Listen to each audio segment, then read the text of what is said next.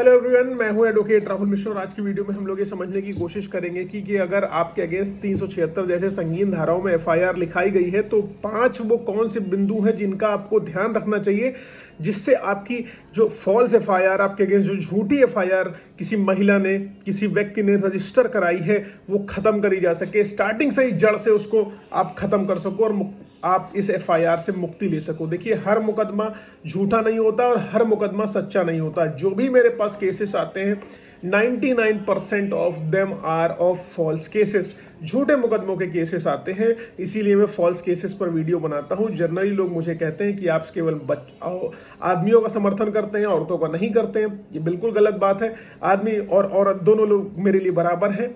हाँ, जिस नेचर के मुकदमे मेरे पास आएंगे, जो समाज में चल रहा है वो स्प्रेड आउट करना मेरी जिम्मेदारी है। समाज को जागरूक करना मेरी बतौर अधिवक्ता मेरी रिस्पॉन्सिबिलिटी बनती है। आज मैं आपको 5 की पॉइंट्स ऐसे बताऊंगा जिनका इस्तेमाल करते ही आप झूठी एफआईआर को नष्ट करा पाएंगे।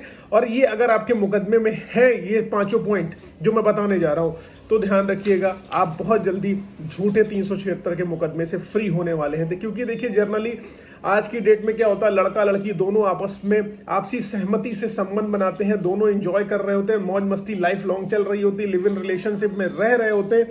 लेकिन अचानक से किसी प्रकार का उनके बीच में वैमनस हो जाता है, विवाद हो जाता है, ब्रेकअप हो जाता है, किसी प्रकार की कोई समस्या होती है, तो क्या होता है कि दोनों लोग जो है एक दूसरे से अलग हो जाते हैं। और उसके बाद महिला क्या देखती, कहीं लड़के की शादी तय हो गई, कुछ फिक्स हो गया, उसकी नौकरी लग गई, तो उसके ऊपर क्या करती है, दुराशय की बैड इंटेंशन, मलेशियस इंटेंशन के तहत उसके ऊपर एफआईआर लिखा देती है, जहां पर उसने खुद आपसी सहमति से उसके साथ कंसेंशुअल सेक्स किया है।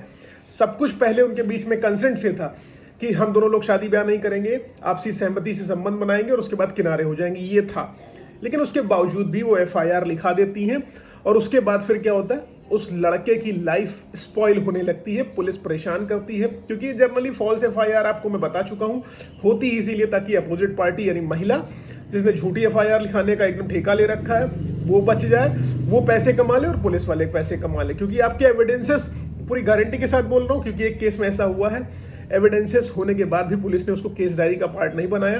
मेरे क्लाइंट ने उनसे पूछा कि भाई साहब केस डायरी का पार्ट क्यों नहीं बनाया, तो उन्होंने कहा भाई साहब केस डायरी का पार्ट बना देते तो एफआईआर लगानी पड़ती, चार्जशीट नहीं दाखिल हो पाती इसमें।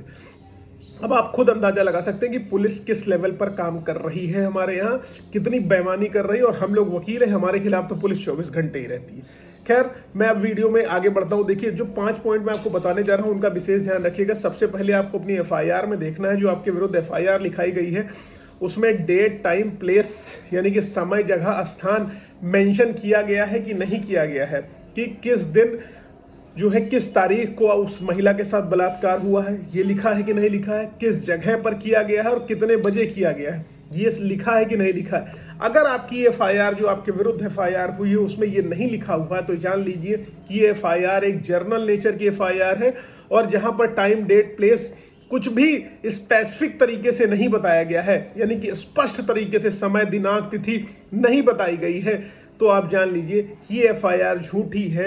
उनके साथ किसी प्रकार की घटनाक्रम ऐसी कोई घटी नहीं है, वो फॉल्स एफआईआर लिखा रही हैं। और ऐसी कंडीशन में आप अपनी एफआईआर क्वेश कराने के लिए ऑनरेबल हाई कोर्ट आ सकते हो और हाई कोर्ट से एफआईआर को जड़ से, शुरू से, स्टार्टिंग से ही खत्म करा के अपने आप को मुक्ति दिला सकते हो। दूसरी चीज, 164 का स्टेटमेंट जैसे एफआईआर होती लड़की का होने लगता है, तो 164 के स्टेटमेंट में लड़की ने क्या कहा है आपको ये ध्यान रखना है। 164 का स्टेटमेंट और जो तहरीर का वर्जन है, एफआईआर जो उसने लिखाई है, उसमें क्या कॉन्ट्राडिक्शन है, दोनों में भिन्नता क्या है, डिफरेंस क्या है दोनों में, इस चीज को आप ध्यान में रखिए। और वो डिफरेंसेस अगर आप निकाल ले जाते हैं तो आपकी एफआईआर अगेन क्वेश्चनेबल हो जाएगी कि इन्होंने कॉन्ट्राडिक्शन है इनकी एफआईआर में और 164 में एफआईआर में कुछ कहा है, 164 में, 161 में कुछ कहा है, तो आपको यहां पर फिर लिबर्टी मिल सकती है। चाहे वो आप बेल में गए हो, चाहे आप रेगुलर बेल में गए हो, चाहे एंटीसिपेटरी बेल में गए हो, चाहे आप एफआईआर क्वेश्चनिंग में हाई कोर्ट आए हुए हो। अब तीसरी चीज तो जो सबसे इंपॉर्टेंट आपको ध्यान में रखनी है, मेडिकल देखना है कि लड़की का मेडिकल जो होता है वो 72 आवर्स के अंदर यानी 72 घंटों के अंदर कराया जाना चाहिए। जहां पर लड़की ने मेडिकल कराने से स्वयं से मना कर दिया कि मैं मेडिकल नहीं कराना चाहती हूं, या डिले एफआईआर उसने करा रखी हुई है, तो वहां पर मेडिकल नहीं होगा, और जहां पर देरी से एफआईआर होगी और मेडिकल नहीं होगा तो सिर्फ ओरल टेस्टिमनी के बेसिस पर लड़के को सजा नहीं दी जा सकती है, उसको कन्विक्ट नहीं किया जा सकता है। इसलिए लड़का वहां पर फिर बच सकता है, एफआईआर क्वैश हो सकती है, बेल मिल सकती है और लिबर्टी कुछ कोर्ट आपको ग्रांट कर सकती है।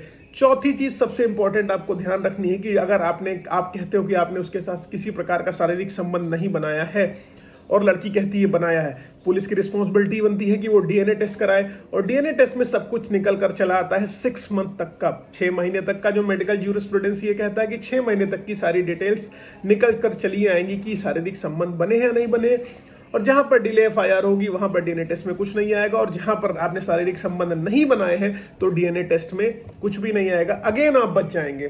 पांचवी चीज, सबसे इंपॉर्टेंट चीज क्या रखनी कि जहां पर महिला आरोप लगाती है उसके साथ शारीरिक संबंध बनाए गए हैं, वहां पर इमीडिएटली क्या होता है, लड़के के भी क्लोथ के सैंपल लिए जाते हैं और लड़की के भी क्लोथ के सैंपल लिए जाते हैं। जो पहने हुए अंतर वस्त्र होते हैं उनके सैंपलिंग करी जाती है, दोनों की सैंपल्स को मिलाया जाता है। अगर दोनों मैच होते हैं तो क्लियर होता है कि सेक्सुअल रिलेशनशिप स्टैब्लिश करी गई है या नहीं करी गई है।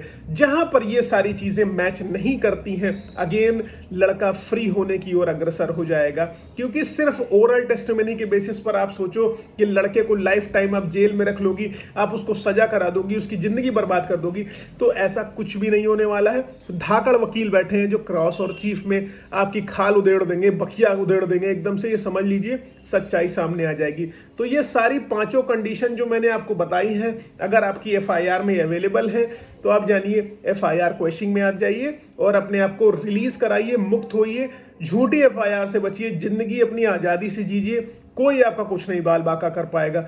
बाकी किसी प्रकार की समस्या हो तो आप लखनऊ, दिल्ली, इलाहाबाद में मुझसे मिल सकते हैं, मैं आपको हाई कोर्ट्स में अवेलेबल मिलूंगा, ठीक है।